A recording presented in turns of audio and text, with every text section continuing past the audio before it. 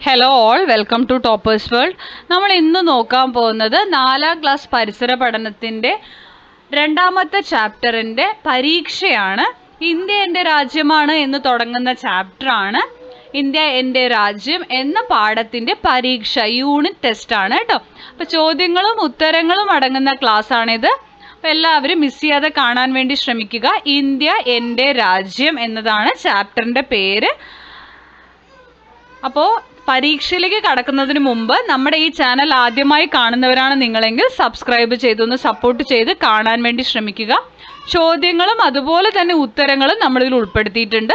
ആദ്യം ചോദ്യങ്ങളാണ് ഉൾപ്പെടുത്തിയിരിക്കുന്നത്. അപ്പോൾ നിങ്ങൾ എന്ത് ചെയ്യണം വെച്ചാൽ ആദ്യം എല്ലാ ചോദ്യങ്ങളും വായിക്കുക, ഉത്തരങ്ങൾ എഴുതുക. ശേഷം നിങ്ങൾ എന്ത് ചെയ്യുക, നമ്മളിവിടെ കൊടുത്തിരിക്കുന്ന ഉത്തരങ്ങൾ ചെക്ക് ചെയ്ത് നോക്കുക കേട്ടോ.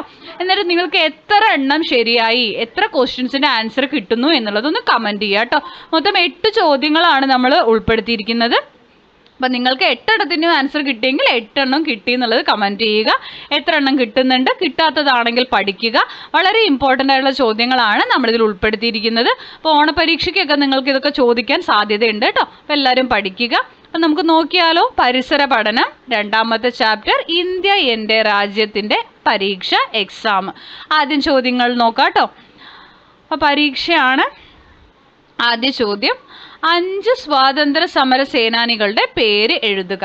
നമ്മൾ ഈ ചാപ്റ്ററിൽ ഒരുപാട് സ്വാതന്ത്ര്യ സമര സേനാനികളുടെ പേരുകൾ പഠിക്കുന്നുണ്ട്. അപ്പോൾ ഇതിൽ ഏതെങ്കിലും 5 പേരുടെ പേരുകൾ നിങ്ങൾ എഴുതണം. ക്വസ്റ്റ്യൻ മനസ്സിലായല്ലോ നിങ്ങൾക്ക്? അപ്പോൾ എല്ലാവരും ഉത്തരം എഴുതുക. അടുത്ത ചോദ്യം,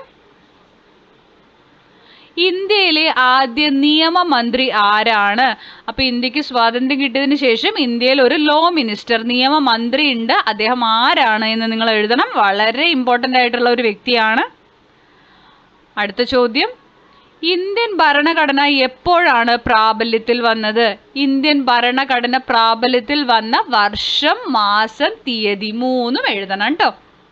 അടുത്ത ചോദ്യം, ഉപ്പ് സത്യാഗ്രഹം വിശദീകരിക്കുക. അപ്പോൾ ഗാന്ധിജിയുടെ ഉപ്പ് സത്യാഗ്രഹം നിങ്ങൾ എന്തായാലും പഠിച്ചിരിക്കണം. ഉപ്പ് സത്യാഗ്രഹത്തിനെ കുറിച്ച് ഒരു 5 സെൻറ്റൻസ് എങ്കിലും നിങ്ങൾ ഇതിൽ എഴുതണം. അപ്പോൾ നിങ്ങൾക്ക് അറിയാവുന്നത് നിങ്ങൾ എഴുതുക. 4ാമത്തെ ചോദ്യം, ഉപ്പ് സത്യാഗ്രഹം വിശദീകരിക്കുക. അടുത്ത ചോദ്യം, ആരാണ് കേരള ഗാന്ധി എന്നറിയപ്പെടുന്നത്? കേരള ഗാന്ധി എന്നറിയപ്പെടുന്ന ഒരു വ്യക്തിയുണ്ട്. അദ്ദേഹത്തിൻ്റെ പേര് മാത്രം നിങ്ങൾ എഴുതിയാൽ മതി. ആരാണ് അദ്ദേഹം?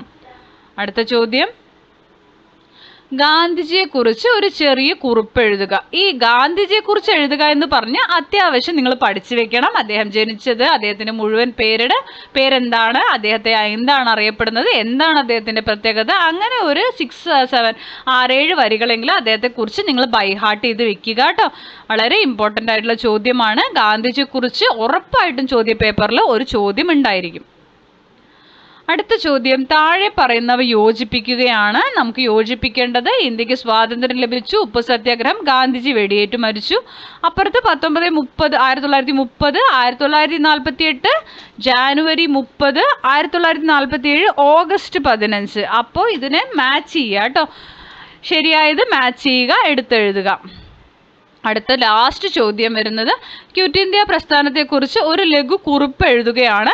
ക്വിറ്റ് ഇന്ത്യ പ്രസ്ഥാനം വളരെ ഇമ്പോർട്ടൻ്റ് ആണ്. അപ്പം നമുക്ക് ഈ പാഠത്തിൽ ഉപ്പ് സത്യാഗ്രഹവും ക്വിറ്റ് ഇന്ത്യ സമരവുമാണ് ഇമ്പോർട്ടൻ്റ് ആയിട്ടുള്ളത്. രണ്ടും നിങ്ങൾ പഠിച്ചു വെക്കണം. അപ്പോൾ ചോദ്യങ്ങൾ എല്ലാവർക്കും മനസ്സിലായല്ലോ. ഇനി നമുക്ക് ഇതിൻ്റെ ഉത്തരങ്ങളൊന്ന് നോക്കിയാലോ.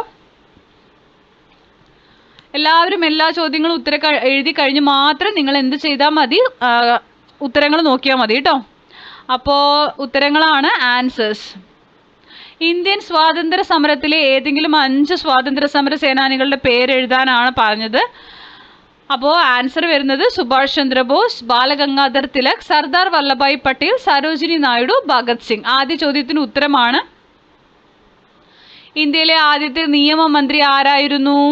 Doctor Bhimrao Ramji Ambedkar. Doctor BR Ambedkar എന്നറിയപ്പെടുന്ന ഡോക്ടർ ഭീംറാവു രാംജി അംബേദ്കർ. അദ്ദേഹത്തിൻ്റെ മുഴുവൻ പേരിങ്ങനെയാണ് കേട്ടോ. അടുത്ത ചോദ്യം, ഇന്ത്യൻ ഭരണഘടന എപ്പോഴാണ് പ്രാബല്യത്തിൽ വന്നത്? ഇന്ത്യൻ ഭരണഘടന നിലവിൽ വന്നത് 1950 ജാനുവരി 26. 1950 ജാനുവരി 26. നെക്സ്റ്റ് ചോദ്യം, ഉപ്പ് സത്യാഗ്രഹം വിശദീകരിക്കുക. ബ്രിട്ടീഷുകാരുടെ ഉപ്പ് കുത്തകയ്ക്കെതിരെ മഹാത്മാഗാന്ധിയുടെ നേതൃത്വത്തിൽ നടന്ന 24 ദിവസം നീണ്ടുനിന്ന അഹിംസാത്മകമായ നിയമലംഘന സമരമായിരുന്നു ഉപ്പ് സത്യാഗ്രഹം അഥവാ ഉപ്പുയാത്ര. 1930 മാർച്ച് 12 മുതൽ ഏപ്രിൽ 6 വരെ നീണ്ടുനിന്ന ഈ യാത്രയിൽ ഗാന്ധിയും 78 സന്നദ്ധ പ്രവർത്തകരും ചേർന്ന് സബർമതി ആശ്രമത്തിൽ നിന്ന് ഗുജറാത്തിലെ ദണ്ഡി വരെ 241 മൈൽ കാൽനടയായി സഞ്ചരിക്കുകയും അവിടെ കടൽവെള്ളം തിളപ്പിച്ച് നിയമവിരുദ്ധമായി ഉപ്പ് ഉൽപ്പാദിപ്പിക്കുകയും ചെയ്തു. ഇതാണ് ഉപ്പ് സത്യാഗ്രഹം. അടുത്ത ചോദ്യം വരുന്നത്, അപ്പം നമ്മളിപ്പോൾ സത്യാഗ്രഹം കഴിഞ്ഞ് കേരള ഗാന്ധി എന്നറിയപ്പെടുന്നത് ആരാണ്? കേരള ഗാന്ധി കെ കേളപ്പനാണ് കേട്ടോ. കേരള ഗാന്ധി എന്നറിയപ്പെടുന്നത് കെ കേളപ്പൻ. അടുത്ത ചോദ്യം, ഗാന്ധിജിയെ കുറിച്ച് ഒരു ലഘു കുറിപ്പ് എഴുതുക എന്നുള്ളതാണ്. വളരെ ഇമ്പോർട്ടൻ്റ് ആണിത്. മഹാത്മാഗാന്ധി എന്ന് ആദരവോടെ വിളിക്കപ്പെടുന്ന മോഹൻദാസ് കരംചന്ദ് ഗാന്ധി 1869 ഒക്ടോബർ 2 ഗുജറാത്തിലെ പോർബന്തറിലാണ് ജനിച്ചത്. ഇംഗ്ലണ്ടിൽ നിയമപഠനം പൂർത്തിയാക്കിയ ശേഷം ഇന്ത്യയിൽ തിരിച്ചെത്തിയ അദ്ദേഹം പിന്നീട് ഒരു നിയമപരമായ കേസ് കൈകാര്യം ചെയ്യുന്നതിനായി ദക്ഷിണാഫ്രിക്കയിലേക്ക് പോയി. അനീതിക്കും വ്യവസ്ഥാപിതമായ അടിച്ചമർത്തലുകൾക്കുമെതിരെ നിലകൊണ്ട ദക്ഷിണാഫ്രിക്കയിലാണ് അദ്ദേഹത്തിന്റെ രാഷ്ട്രീയ ജീവിതം യഥാർത്ഥത്തിൽ ആരംഭിച്ചത്. ഇന്ത്യയിൽ തിരിച്ചെത്തിയ ഗാന്ധിജി ബ്രിട്ടീഷ് കൊളോണിയൽ ഭരണത്തിനെതിരായ പോരാട്ടത്തിലെ ഒരു പ്രധാന വ്യക്തിയായി മാറി. പ്രതിരോധത്തിനുള്ള സമാധാനപരമായ ആയുധങ്ങളായി സത്യഗ്രഹം, സത്യത്തിന്റെ ശക്തി, അഹിംസ എന്നീ ശക്തമായ ആശയങ്ങൾ അദ്ദേഹം അവതരിപ്പിച്ചു. അചഞ്ചലമായ സത്യസന്ധതയ്ക്കും നേരായ സ്വഭാവത്തിനും പേരുകേട്ട ഗാന്ധിജി സാമൂഹിക സമത്വത്തിൽ ഉറച്ചു വിശ്വസിച്ചിരുന്നു. ദരിദ്രരുടെയും പാർശ്വവൽക്കരിക്കപ്പെട്ടവരുടെയും സേവനത്തിനും ഉന്നമനത്തിനുമായി അദ്ദേഹം തന്റെ ജീവിതം സമർപ്പിച്ചു. 1948 ജാനുവരി 30 ദാരുണമായി വധിക്കപ്പെട്ടുവെങ്കിലും അദ്ദേഹത്തിന്റെ പൈതൃകം ഇന്നും നിലനിൽക്കുന്നു. ഇന്ന് ലോകമെമ്പാടും ആദരിക്കപ്പെടുന്ന അദ്ദേഹം ഇന്ത്യയിൽ രാഷ്ട്രപിതാവ് എന്ന നിലയിൽ സ്മരിക്കപ്പെടുന്നു. അപ്പോൾ ഇതാണ് ഗാന്ധിജിയെ കുറിച്ചുള്ള ലഘുലേഖ. അടുത്തത്, താഴെ പറയുന്നവ യോജിപ്പിക്കാനാണ്. ഇന്ത്യക്ക് സ്വാതന്ത്ര്യം ലഭിച്ചത്, ഞാൻ മാർക്ക് ചെയ്ത് കാണിച്ചു തരാം നിങ്ങൾക്ക്. 1947 ഓഗസ്റ്റ് 15. ഉപ്പ് സത്യാഗ്രഹം 1930. ഗാന്ധിജി വെടിയേറ്റു മരിച്ചത് 1948 ജാനുവരി 30. കറക്റ്റായി മാർക്ക് ചെയ്തിട്ടുണ്ടെങ്കിൽ മാത്രം ശരിയാക്കുക കേട്ടോ, ശരിയിടുക. അടുത്ത ചോദ്യം, ക്വിറ്റ് ഇന്ത്യ പ്രസ്ഥാനത്തെക്കുറിച്ച് ഒരു ലഘു കുറിപ്പ് എഴുതുക. ഉത്തരം, ഇന്ത്യൻ സ്വാതന്ത്ര്യ സമരത്തിലെ മറ്റൊരു ശക്തമായ ഘട്ടമായിരുന്നു ക്വിറ്റ് ഇന്ത്യ പ്രസ്ഥാനം. ബ്രിട്ടീഷുകാർ ഇന്ത്യ വിടുക എന്ന മുദ്രാവാക്യമാണ് ഈ പ്രസ്ഥാനത്തിന് പ്രചോദനമായത്. ഗാന്ധിജിയുടെ പ്രവർത്തിക്കുക അല്ലെങ്കിൽ മരിക്കുക, ഡു ഓർ ഡൈ എന്ന ആഹ്വാനം ജനങ്ങൾ ഏറ്റെടുത്തു. ഈ പ്രസ്ഥാനത്തിന്റെ സ്മരണയ്ക്കായി ഓഗസ്റ്റ് 9 ക്വിറ്റ് ഇന്ത്യ ദിനമായി ആചരിക്കുന്നു. മസ്റ്റായിട്ട് പഠിച്ചു വെക്കേണ്ട ഒരു ടോപ്പിക്കാണ് ക്വിറ്റ് ഇന്ത്യ സമരം. അപ്പോൾ 8 ചോദ്യങ്ങളും നിങ്ങൾ ആൻസർ ചെയ്തു. നിങ്ങൾക്ക് എല്ലാ ഉത്തരങ്ങളും കിട്ടുമെങ്കിൽ 8ഉം കറക്റ്റ് എന്ന് കമൻറ്റ് ചെയ്യുക കേട്ടോ. നമ്മുടെ സബ്സ്ക്രൈബേഴ്സിന് മാത്രമേ കമൻറ്റ് ചെയ്യാൻ സാധിക്കുള്ളൂ. കമൻറ്റ് ചെയ്യുക.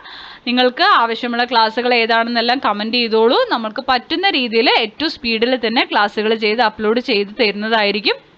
അപ്പോൾ ക്ലാസ്സുകൾ ഇഷ്ടപ്പെടുന്നുണ്ടെങ്കിൽ ലൈക്ക് ചെയ്യുക, ഷെയർ ചെയ്യുക, സബ്സ്ക്രൈബ് ചെയ്യുക. തുടർന്നും വാച്ച് ചെയ്ത് ഞങ്ങളെ സപ്പോർട്ട് ചെയ്യുക. Thank you for watching.